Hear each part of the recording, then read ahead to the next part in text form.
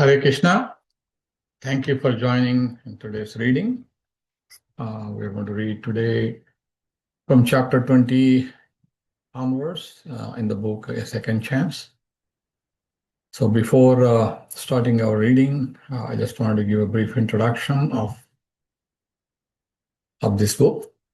A Second Chance is the story of a near-death experience.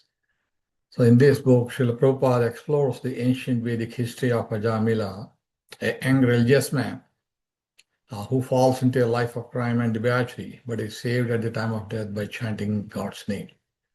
Based on the Srimad-Bhagavatam, this book explains the nature of the soul, the soul's journey, the law of karma, life after death, and the necessity of purifying one's consciousness, and the potency of bhakti-yoga to grant spiritual liberation and a second chance at life. And we are reading it from vedabase.io, which is a free online multilingual research tool designed primarily to explore the teachings of His Divine Grace A.C. Bhaktivedanta Swami Prabhupada, who is the Founder-Ācārya of the International Society for Krishna Consciousness. And the rights for all the content presented here are all reserved by the Bhaktivedanta Book Trust International. And we thank them. We thank the BBT for providing all the Srila Prabhupada's books for us, and also the vedabase.io for making this available online for us. Like here, you can see there are many devotees who have been contributing and also maintaining. So we thank all of them for making this available for us to read it here. And before we start reading the book, we're going to offer our prayers. Om Ajnanatimirandhasya Jnananjanashalakaya Chakshurunmilitam Yena Tasmai Shri Gurave Namaha Sri Chaitanya Manobhishtam Sthapitam Yena Bhutale Swayam Rupa Kada Bhahyam Dadati Swapadantikam Vandeham Sri Guru Sri Yuta Padakamalam Sri Gurun Vaishnavamsya Sri Rupam Sagrajatam Sahagana Raghunathanvitam Tam Sajivam Sadvaitam Savadhutam Parijana Sahitam Krishna Chaitanya Devam Sri Radha Krishna Padam Sahagana Lalita Sri Vishakhanvitamscha Namavom Vishnu Padaya Krishna Prasthaya Bhutale Srimate Bhaktivedanta Swamin iti namine Namaste Saraswate Deve Gauravani Pracharine Nirvisesha Sunyavadi Paschatya Deshatarine He Krishna Karuna Sindho Dinabandho Jagatpate Gopesha Gopika Kanta Radha Kanta Namostute Tapta Kanchana Gaurangi Radhe Vrindavaneshwari Vrishabhanusute Devi Pranamami Haripriye Vancha Kalpatarubhyascha Krupa Sindubhya cha Patitanam Pavanebhyo Vaishnavebhyo Namo Namaha Jai Sri Krishna Chaitanya Prabhu Nityananda Sri Advaita Gadadhar Srivasadi Gaura Bhakta Vrinda Hare Krishna Krishna Krishna Hare Hare Hare Rama Rama Rama Hare Hare. So we're going to continue our reading of A Second Chance from chapter 20. Under one master. Yamaraja said, "My dear servants, You have accepted me as the supreme, but factually I'm not. Above me and above all the other demigods, including Indra and Chandra, is the one supreme master and controller. The partial manifestations of his personality are Brahma, Vishnu, and Shiva, who are in charge of the creation, maintenance, and annihilation of this universe. He is like the two threads that form the length and breadth of a woven cloth. Just as the driver of a bullock cart ties ropes through the nostrils of his bulls to control them, the Supreme Personality of Godhead binds all men with the ropes of his words in the Vedas, which set forth the names and activities of the distinct orders of human society: Brahmana, Kshatriya, Vaishya, and Sudra. In fear, the members of these orders all worship the Supreme Lord by offering him presentations according to their respective activities.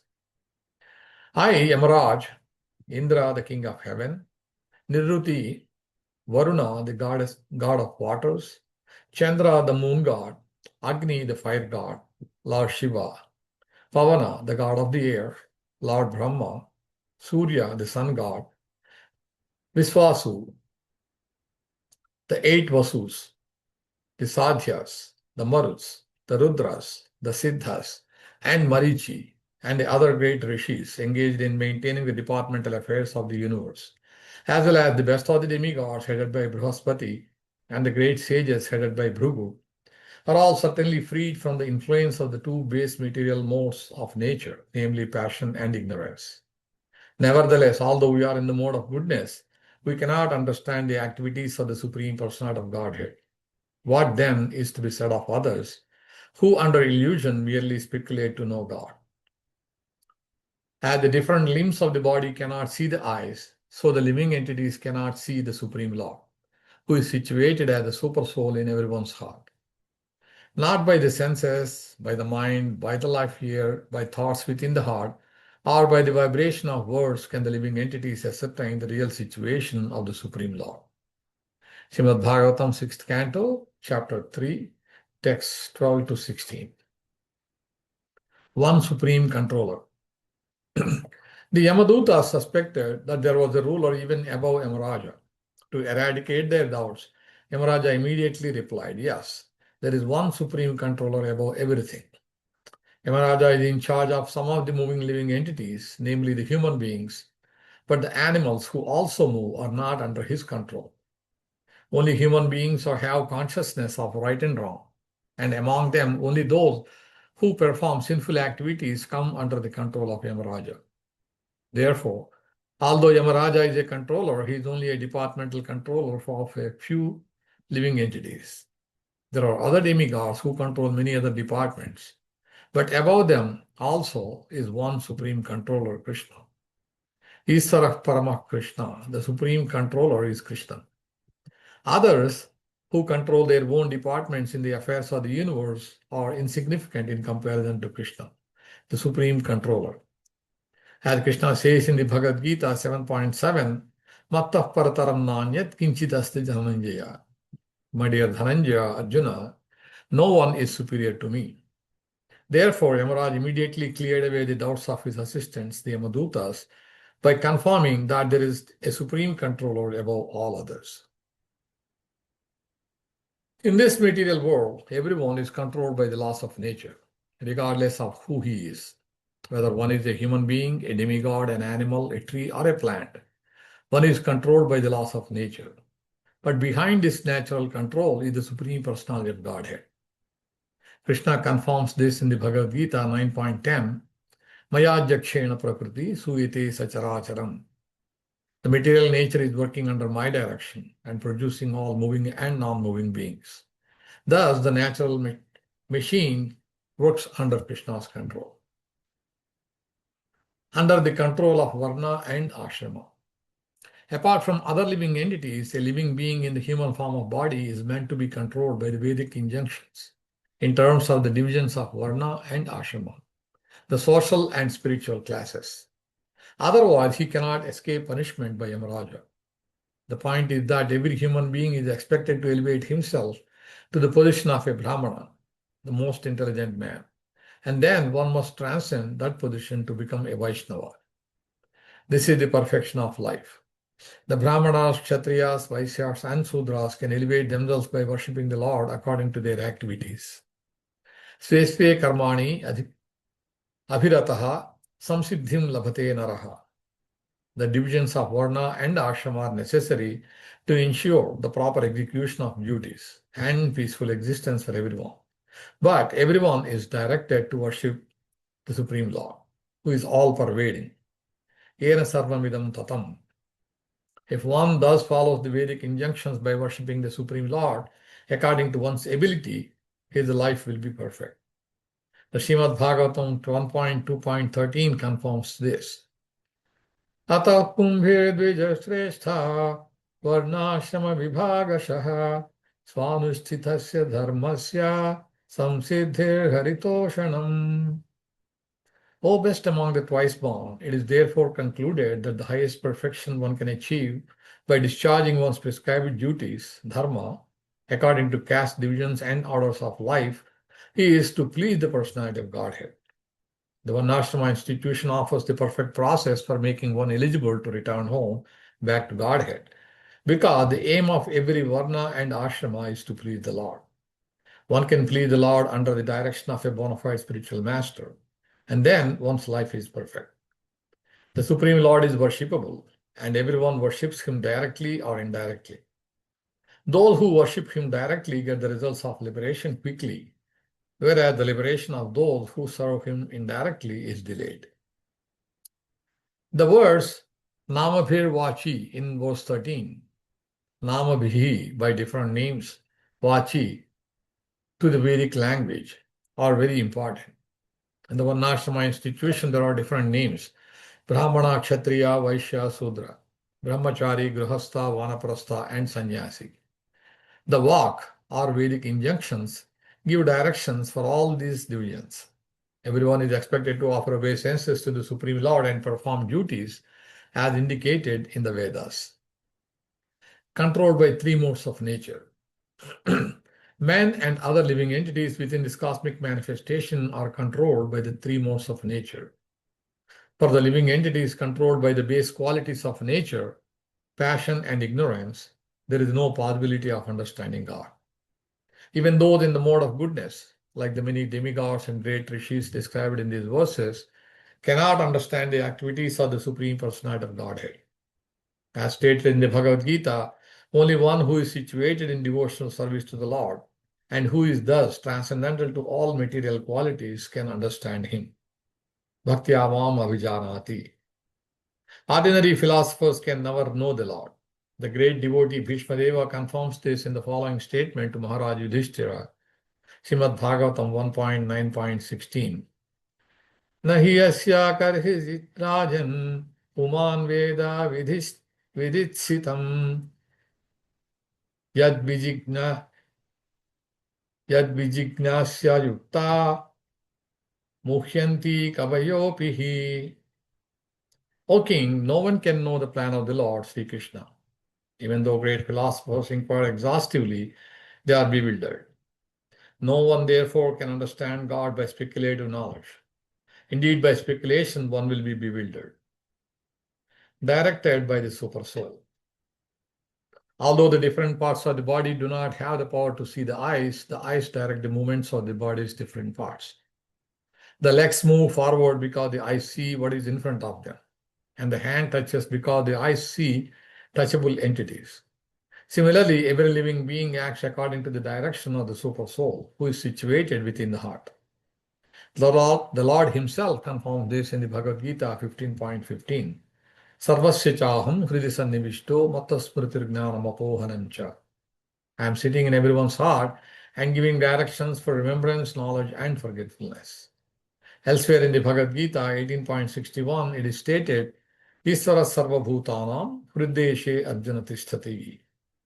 The Supreme Lord as the Super Soul is situated in the heart.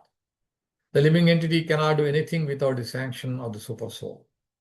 The Super Soul is acting at every moment, but the living entity cannot understand the form and activities of the Super Soul by manipulating his senses. The example of the eyes and the bodily limbs is very appropriate. If the limbs could see, they could walk forward without the help of the eyes, but that is impossible. Although one cannot see the super soul in one's heart through sensual activities, his direction is necessary. Chapter 21, Confidential Knowledge. Yamaraja continued, the Supreme Personality of Godhead is self-sufficient and fully independent. He is the master of everyone and everything, including the illusory energy.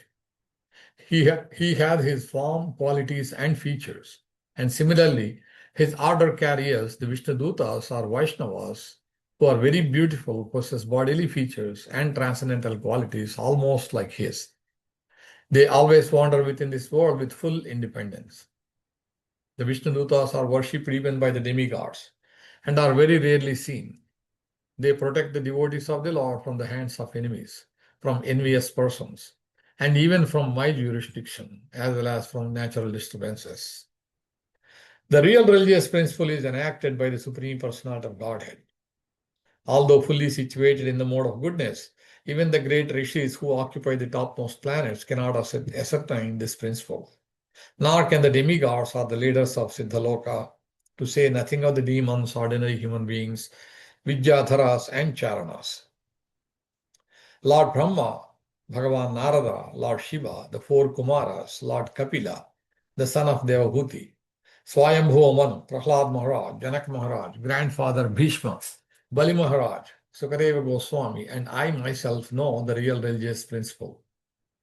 My dear servants, this transcendental religious principle, which is known as Bhagavata Dharma, or surrender unto the Supreme Lord and love for Him, is uncontaminated by the material modes of nature. It is very confidential and difficult for ordinary human beings to understand. But if by chance one fortunately understands it, he is immediately liberated, and thus he returns home back to Godhead. Devotional service, beginning with the chanting of the holy name of the Lord, is the ultimate religious principle for the living entity in human society. My dear servants, who are as good as my sons, just see how glorious is the chanting of the holy names of the Lord. The greatly sinful Ajamila chanted only to call his son, not knowing that he was chanting the Lord's holy name. Nevertheless, by chanting the holy name of the Lord, he remembered Narayana, and thus he was immediately saved from the ropes of death. Therefore, it should be understood that one is easily relieved from all sinful reactions by chanting the holy name of the Lord and chanting his qualities and activities. This is the only process recommended for relief from sinful reactions. Even if a person chants the holy name of the Lord with improper pronunciation, he will achieve relief from material bondage if he chants without offenses. Ajamila, for example, was extremely sinful, but while dying, he merely chanted the holy name. And although calling his son, he achieved complete liberation because he remembered the name of Narayana. Because they are bewildered by the Supreme Lord's illusory energy, Yajnavalkya, Jaimini, and other compilers of the religious scriptures cannot know the confidential religious system of the 12 Mahajanas. They cannot understand the transcendental value of performing devotional service or chanting the Hare Krishna mantra. Because their minds are attracted to the ritualistic ceremonies mentioned in the Vedas, especially the Yajurveda, Samaveda, and Rigveda, their intelligence has become dull. Thus, they are busy collecting the ingredients for ritualistic ceremonies that yield only temporary beliefs, such as elevation to Svargaloka for material happiness. They are not attracted to the Sankirtana movement. Instead, they are interested in religiosity, economic development, sense gratification, and liberation. Considering all these points, therefore, intelligent men decide to solve all problems by adopting the devotional service of chanting the holy name of the Lord, who is situated in everyone's heart and who is a mind of all auspicious qualities. Such persons are not within my jurisdiction for punishment. Generally, they never commit sinful activities. But even if by mistake or because of bewilderment or illusion they sometimes commit sinful acts, they are protected from sinful reactions because they always chant the Hare Krishna mantra.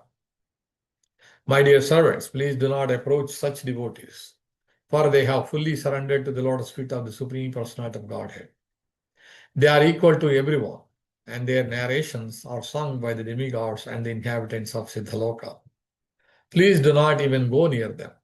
They are always protected by the club of the Supreme Lord, and therefore Lord Brahma and I, and even the time factor, are not competent to chastise them. Paramahamsas are exalted persons who have no taste for material enjoyment and who drink the honey of the Lord's lotus feet. My dear servants, bring to me for punishment only persons who are averse to the taste of that honey, who do not associate with Paramahamsas, and who are attached to family life and worldly enjoyment, which form the path to hell. My dear servants, please bring to me only those sinful persons who do not use their tongues to chant the holy name and qualities of Krishna, whose hearts do not remember the lotus feet of Krishna even once, and whose heads do not bow down even once before Lord Krishna. Send me those who do not perform their duties towards Vishnu, which are the only duties in human life. Please bring me all such fools and rascals. Srimad-Bhagavatam, 6th canto, 3rd chapter, text 17 to 29. The protectors. Yamaraja was describing the Supreme Personality of Godhead, the Supreme Controller. But the order carriers of Yamaraja were very eager to know about the Vishnu-dutas, who had defeated them in their encounter with Ajamila. Yamaraja therefore stated that the Vishnu-dutas resemble the Supreme Personality of Godhead in their bodily features, transcendental qualities, and nature. In other words, the Vishnu-dutas or Vaishnavas are almost as qualified as the Supreme Lord. Yamaraja informed the Yamadutas that the Vishnu-dutas are no less powerful than Lord Vishnu.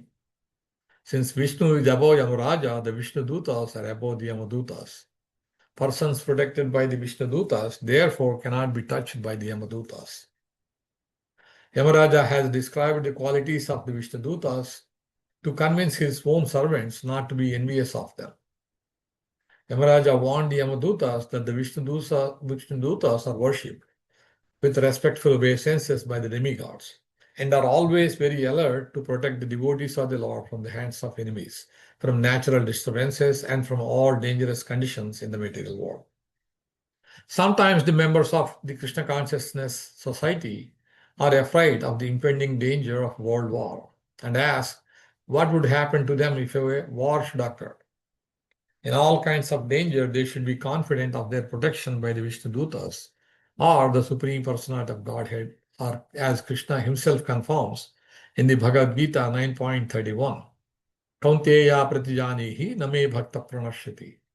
O son of Kuti, declare it boldly that my devotee never perishes. Material danger is not meant for devotees. This is also confirmed in the Srimad-Bhagavatam 10th canto, 14th chapter, text 58. Padam padam yad vipadam natesham. In this material world, there are dangers at every step, but they are not meant for devotees who have fully surrendered unto the lotus feet of the Lord. The pure devotees of Lord Vishnu may rest assured that the Lord will protect them. And as long as they are in this material world, they should fully engage in devotional service by preaching the message of Sri Chaitanya Mahaprabhu and Lord Krishna, namely, chanting Hare Krishna and the other aspects of Krishna consciousness. Direct connection with Krishna. When challenged by the Vishnu-dutas to describe the principles of religion, the Yamadutas had said, Veda pranihito dharmaha. The Vedic literature defines religious principles. They did not know, however, that the Vedic literature contains ritualistic ceremonies that are not transcendental, but are meant to keep peace and order among materialistic persons in the material world. Real religious principles are Nishtraigunya, above the three modes of material nature, or transcendental. The Yamadutas did not know these transcendental religious principles, and therefore, when prevented from arresting Ajamila, they were surprised.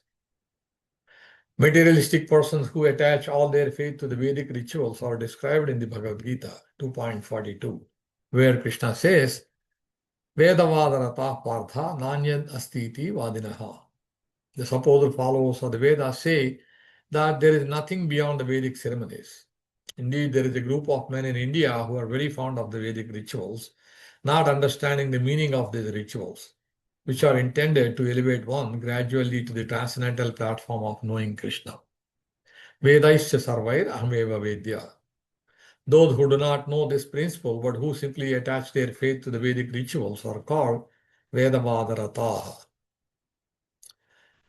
Herein, it is stated that the real religious principle is that which is given by the Supreme Personality of Godhead. But Krishna states that principle in the Bhagavad Gita 18.66. Sarvadharman parityajya mam ekam saranam vraja. Give up all other duties and surrender unto me. That is the real religious principle everyone should follow. Even though one follows the Vedic scriptures, one may not know this transcendental principle, for it is not known to everyone. To say nothing of human beings, even the demigods in the upper planetary systems are unaware of it. The transcendental religious principle must be understood from the Supreme Personality of Godhead directly or from his special representative, as stated in these verses. In the Bhagavad Gita, Lord Krishna refers to Bhagavata Dharma as the most confidential religious principle. Sarva Guhyatamam Guhyad Guhyataram. Krishna says to Arjuna, because you are my very dear friend, I am explaining to you the most confidential religion. Sarvadharman parityajya mam ekam saranam vraja. Give up all other duties and surrender unto me. One may ask, if this principle is very rarely understood, what is the use of it? In answer, Yamaraja states herein that this religious principle is understandable if one follows the parampara system of Lord Brahma, Lord Shiva, the four Kumaras, and the other standard authorities. There are 4 lines of disciplic succession. One from Lord Brahma, one from Lord Shiva, one from Lakshmi, the goddess of fortune, and one from the Kumaras. The disciplic succession from Lord Brahma is called the Brahma Sampradaya. The succession from Lord Shiva, Shambhu, is called the Rudra Sampradaya. The one from the goddess of fortune, Lakshmi ji, is called the Sri Sampradaya. And the one from the Kumaras is called the Kumara Sampradaya. One must take shelter of one of these 4 sampradayas in order to understand the most confidential religious system. In the Padma Purana, it is said, Sampradaya Vihina ye mantraste nispralamataha. If one does not follow the 4 recognized disciplic successions, his mantra or initiation is useless. At present, there are many apasampradayas or unbona fide sampradayas, which have no link to authorities like Lord Brahma, Lord Shiva, the Kumaras, or Lakshmi. People are misguided by such sampradayas. The Shastras say that being initiated into such a sampradaya is a waste of time, for it will never enable one to understand real religious principles and surrender to Krishna. Real religious principles are Bhagavata Dharma. The principles described in the Srimad-Bhagavatam itself or in the Bhagavad Gita, the preliminary study of the Bhagavatam. What are these principles? The Bhagavatam 1.1.2 says, Dharma projita kaitavotra. In the Srimad-Bhagavatam, there are no cheating religious systems. In other words, everything in the Bhagavatam is directly connected with the Supreme Personality of Godhead. The Bhagavatam 1.2.6 further says, Savai pumsam paro dharmo yato bhakti-yoga. The supreme religion is that which teaches its followers how to love the Supreme Personality of Godhead, who is beyond the reach of experimental knowledge. Such a religious system begins with Tam Nama Grahana, chanting the holy name of the Lord. After chanting the holy name and dancing in ecstasy, one gradually sees the transcendental form of the Lord, the qualities of the Lord, and the pastimes of the Lord. In this way, one fully understands the situation of the personality of Godhead. One can come to this understanding of the Lord, however, only by executing devotional service. As Krishna states in the Bhagavad Gita 18.55, Bhaktyamam abhijanati yavan yasyasmi tatataha. One can understand me as I am only by devotional service. If a person is fortunate enough to understand the Supreme Lord in this way, the result is that after giving up his material body, he no longer has to take birth in this material world. Tyaktva deham punarjanma neti. Instead, he returns home back to Godhead. That is the ultimate perfection. Therefore, Krishna says in the Bhagavad Gita 8.15, Mamupechya punarjanma dukkhalayam ashasvatam napnuvanti mahatmana samsiddhim paramangataha. After attaining me, the great souls who are yogis in devotion never return to this temporary world which is full of miseries because they have attained the highest perfection. evidence in support of chanting the holy name. There is no need to conduct research into the significance of the chanting of the Hare Krishna mantra.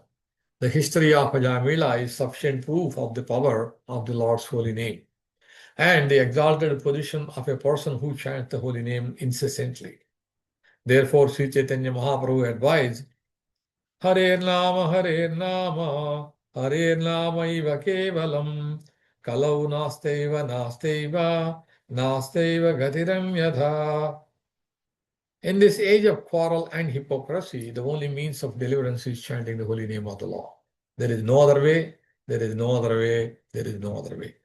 Brihadaranyaka Purana 3.8.1-6.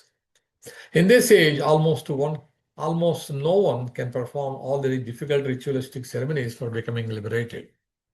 Therefore, all the Shastras and all the Acharyas have recommended that in this age one simply chant the holy name. That will bring one all perfection. In the assembly of Raghunath Das Goswami's father, Haridas Thakura confirmed that simply by chanting the Lord's holy name, a person is liberated, even if he does not chant completely inoffensively. Smarta Brahmanas and Mayavadis do not believe that one can achieve liberation in this way. But the truth of Haridas Thakur's statement is supported by many quotations from the Vedic literature. In the passage of Srimad-Bhagavatam under discussion, for example, Yamaraja says, it should be understood that one is easily relieved from all sinful reactions by chanting the holy name of the Lord and chanting his qualities and activities. This is the only process recommended for relief from sinful reactions. In his commentary on this verse, Srila Swami gives the following quotation. Sayam pratar gurunan bhaktya dukkha gramad vimuchyate. If one continually chants the holy name of the Lord with great devotion, morning and evening, one will become free from all material miseries. Another quotation confirms that a person can achieve liberation if he hears the holy name of the Lord continually, every day, with great respect. Anudinam idam adarena srunvam. Another quotation says, Sravanam kirtanam dhyanam harer adbhuta karmanaha janma karma gunanam cha tadardhe khilache sthitam. One should always chant and hear about the wonderful activities of the Lord. One should meditate upon these activities and one should endeavor to please the Lord. Srimad-Bhagavatam 11.3.27. Srila Swami also gives the following quote from the Puranas. Papakshayas cha bhavati smaratam tam aharnisham. One can become free from all sinful reactions simply by remembering the lotus feet of the Lord day and night. Finally, he quotes from the chapter of Srimad-Bhagavatam under discussion, 6.3.31. Tasmat sankirtanam vishnor jagan mangalam amhasam mahatamapi kauravya vidhi aikantika nishkrutam. The chanting of the holy name of the Lord is able to uproot even the reactions of the greatest sins. Therefore, the chanting of the Sankirtana movement is the most auspicious activity in the entire universe. All these quotations prove that one who constantly engages in chanting and hearing the holy name of the Lord, along with the descriptions of his fame, form, and activities, is liberated. As stated wonderfully in verse 24, Etavatalam akha nirharanaya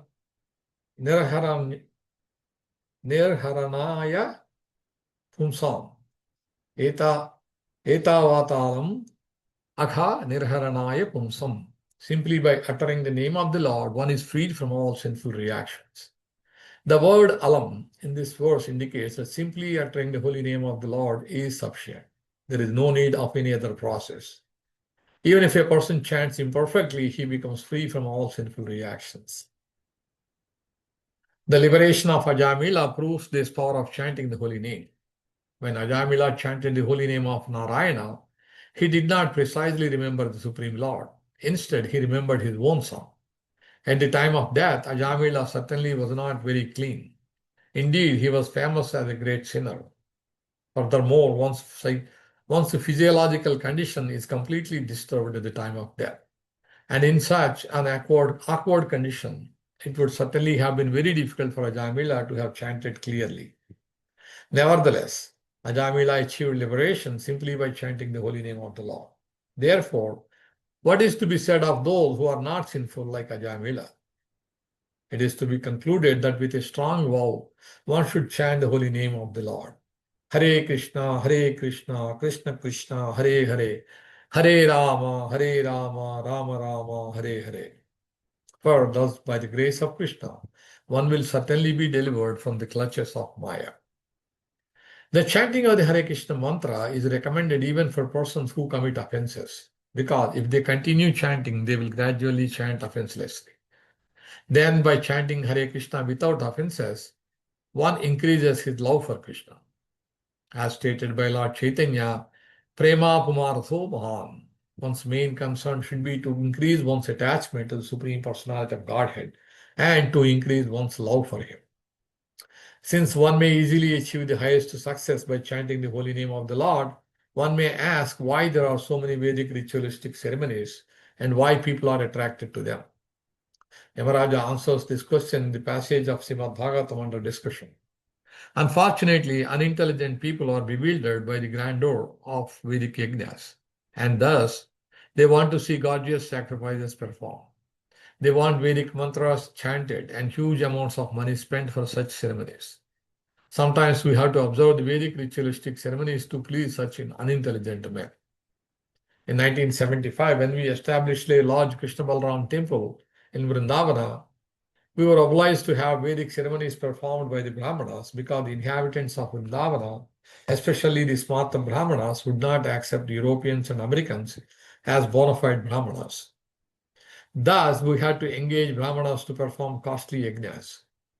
As these yajnas were being performed, the members of our society performed Sankirtana loudly with mridangas. And I consider the Sankirtana more important than the Vedic ritualistic ceremonies. The ceremonies and the Sankirtana were going on simultaneously.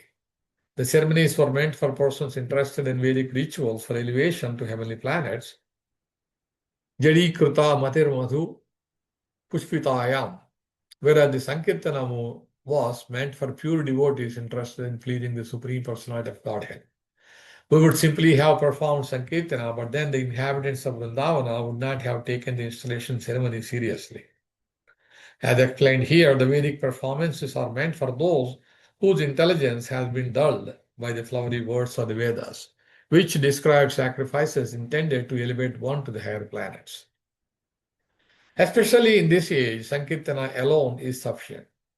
If the members of our temples in different parts of the world simply continue Sankirtana before the deity, especially before Sri Chaitanya Mahaprabhu, they will remain perfect. There is no need of any other performances. Nevertheless, to keep oneself clean in the habits and mind, deity worship and other regulative principles are required.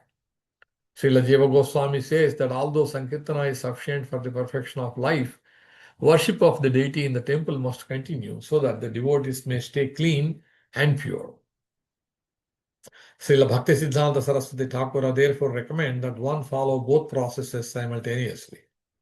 We strictly follow his principle of performing deity worship and Sankirtana along parallel lines. This we should continue. The jurisdiction of Yamaraj. In this regard, Srila Vishwanath Chakravarti Thakura quotes the following verse from prayers of Lord Brahma.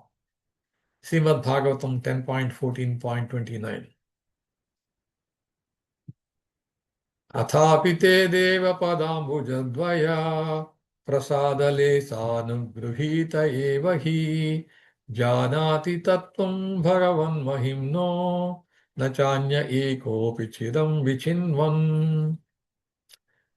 The purport is that even though one is very learned scholar of the Vedic Shastras, he may be completely unaware of the existence of the Supreme Personality of Godhead and his name, fame, qualities, and so forth.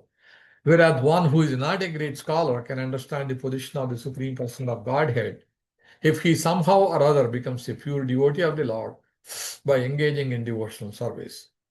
Therefore, in verse 16, Yamaraja says, Evam vimrishya sudhiyo bhagavati. Those who engage in the loving service of the Lord become sudhiya, intelligent. But this is not so of Vedic scholar who does not understand Krishna's name, fame, and qualities. A pure devotee is one whose intelligence is clear. He is truly thoughtful because he engages in the service of the Lord, not as a matter of show, but with love, with his mind, words, and body. Non-devotees may make a show of religion, but it is not very effective because although they ostentatiously attend a temple or church, they are thinking of something else. Such persons are neglecting their religious duty and are punishable by Yamaraj. But a devotee who commits sinful acts unwillingly or accidentally because of his former habits is excused. That is the value of the Sankirtana movement. In effect, Yamaraja warned his servants, "My dear servants, henceforward you must stop disturbing the devotees. The devotees who have surrendered unto the lotus feet of the Lord and who constantly chant his holy name are praised by the demigods and the residents of Siddhaloka. Those devotees are so respectable and exalted that Lord Vishnu personally protects them with the club in his hand. If you approach such devotees, he will kill you with that club. What to speak of you? Even if Lord Brahma and I were to punish them, Lord Vishnu would punish us. Therefore, do not disturb the devotees any further." After warning the Yamadutas in this way, Yamaraja then indicates who is to be brought before him. He specifically advises the Yamadutas to bring to him materialistic persons attached to household life merely for sex. As stated in the Srimad-Bhagavatam 7.9.45, Yan Maithuna Adigrahamedhi Sukham Hitucham. People are attached to household life only for sex pleasure, which is very insignificant. They're always harassed in many ways by their material engagements for making money to maintain their families. And their only happiness is that after working very hard all day, at night they sleep and indulge in sex. Yamaraj specifically advises his servant to bring these persons to him for punishment and not to bring the devotees, who always lick the honey from the lotus feet of the Lord, who are equal to everyone and who try to preach Krishna consciousness out of sympathy for all living entities. Devotees are not liable to be punished by Yamaraj. But persons who have no information of Krishna consciousness cannot be protected by their material life of so-called family enjoyment. The Srimad Bhagavatam 2.1.4 says, "Deha pacha kalatradeshu atmasainyeshu asatsvapi tesham pramatto nidhanam pashyannapi na pashyati." Materialistic persons complacently believe that their nations, communities, or families can protect them, unaware that all such fallible soldiers will be destroyed in due course of time. In conclusion, one should try to associate with persons who engage in devotional service 24 hours a day. Then one can come to know the purpose of human life, which is to please Lord Vishnu. Varnashrama dharma is also meant for that purpose. As stated in the Vishnu Purana 3.8.9, Varnashramacāravata purushena parah puman Vishnur arajyate pantha nanyata toshakaranam. Human society is meant to follow strictly the Varnashrama dharma, which divides society into 4 social divisions: Brahmana, Kshatriya, Vaishya, and Sudra, and 4 spiritual divisions: Brahmacharya, Grihastha, Vanaprastha, and Sannyas. Varnashrama dharma easily brings one nearer to Lord Vishnu, who is the only true objective in human society. Nate viduhu swardhagatim hi Vishnu. Unfortunately, however, people do not know that their self-interest is to return home back to Godhead or to approach Lord Vishnu.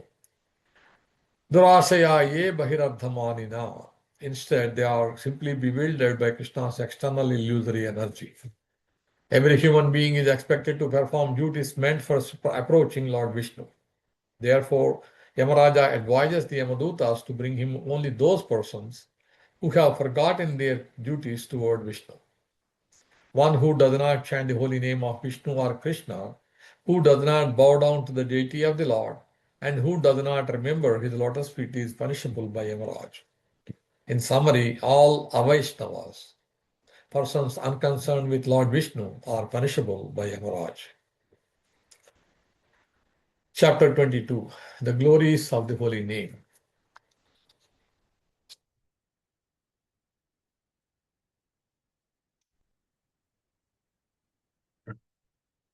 Then Yamaraja, considering himself and his servants, then Yamaraja, considering himself and his servants offenders, spoke as follows, begging pardon from the Lord. O my Lord, my servants have surely committed a great offense by arresting a Vaishnava such as Ajamila. O Narayana, O Supreme and oldest person, please forgive us. Because of our ignorance, we failed to recognize Ajamila as a servant of your Lordship, and thus we have certainly committed a great offense. Therefore, with folded hands, we beg your pardon. My Lord, since you are supremely merciful and are always full of good qualities, please pardon us. We offer our respectful obeisances unto you. Sukadeva Goswami continued, My dear king, the chanting of the holy name of the Lord is able to uproot even the reactions of the greatest sins. Therefore, the chanting of the Sankirtana movement is the most auspicious activity in the entire universe. Please try to understand this so that others will take it seriously. One who constantly hears and chants the holy name of the Lord and hears and chants about his activities can very easily attain the platform of pure devotional service, which can cleanse the dirt from one's heart. One cannot achieve such purification merely by observing vows and performing Vedic ritualistic ceremonies. Devotees who always lick the honey from the lotus feet of Lord Krishna do not care at all for material activities, which are performed under the three modes of nature and which bring only misery. Indeed, devotees never give up the lotus feet of Krishna to return to material activities. Others, however, who are addicted to Vedic rituals because they have neglected the service of the Lord's lotus feet and are enchanted by lusty desires, sometimes perform acts of atonement. Nevertheless, being incompletely purified, they return to sinful activities again and again. After hearing from the mouth of their master about the extraordinary glories of the Lord and his name, fame, and attributes, the Yamadutas were struck with wonder. Since then, as soon as they see a devotee, they fear him and dare not look at him again.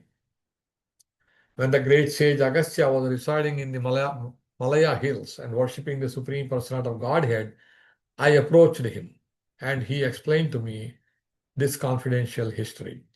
Srimad-Bhagavatam 6.3.30 to 35.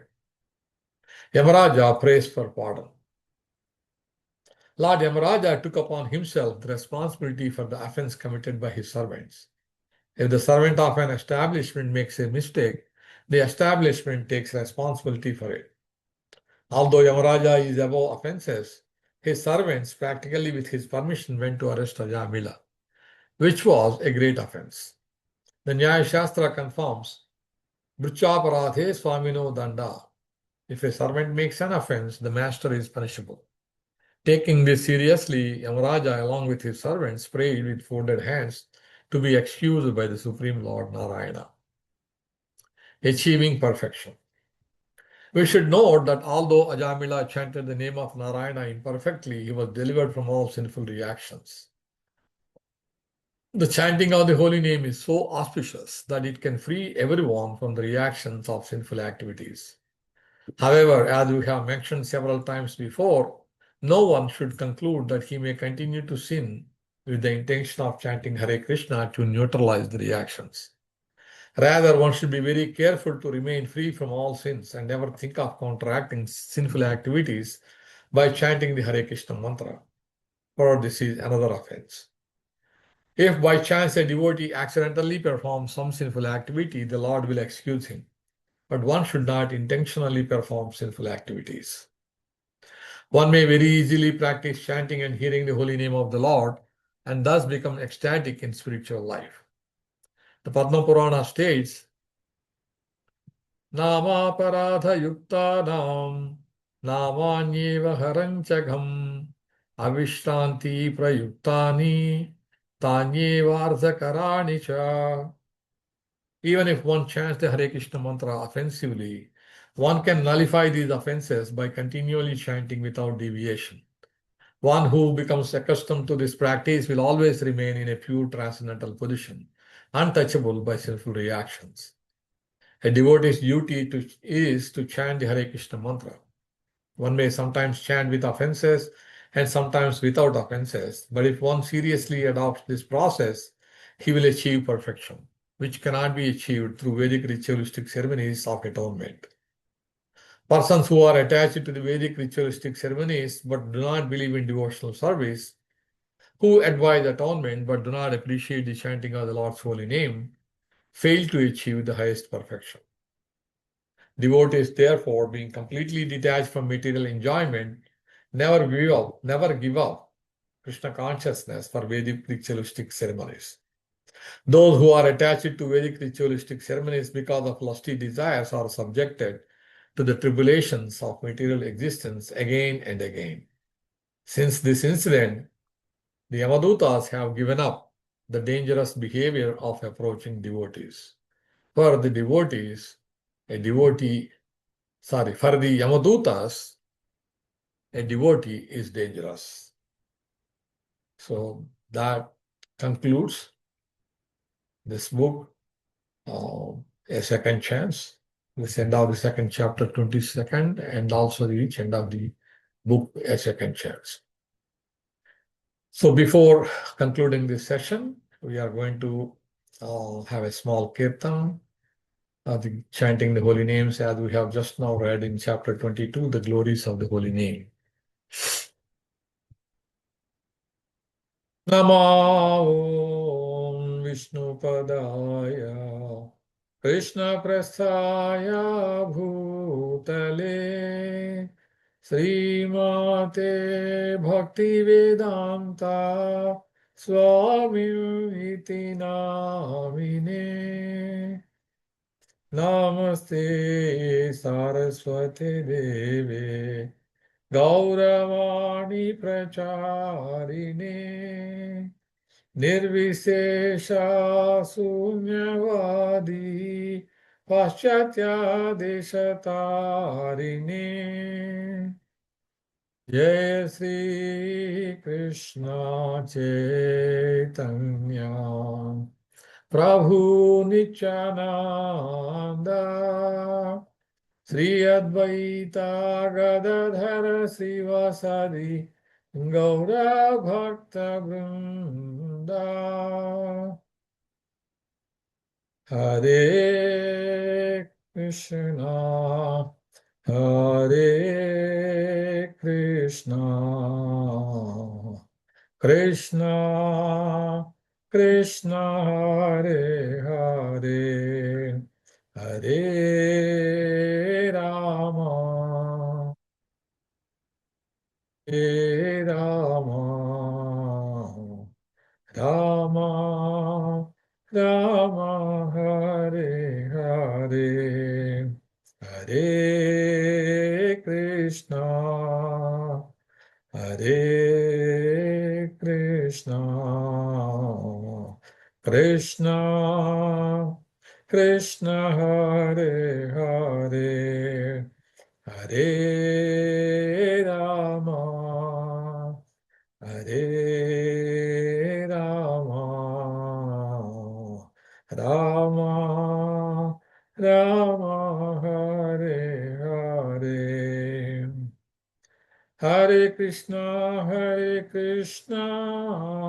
Krishna Krishna Hare Hare Hare Rama Rama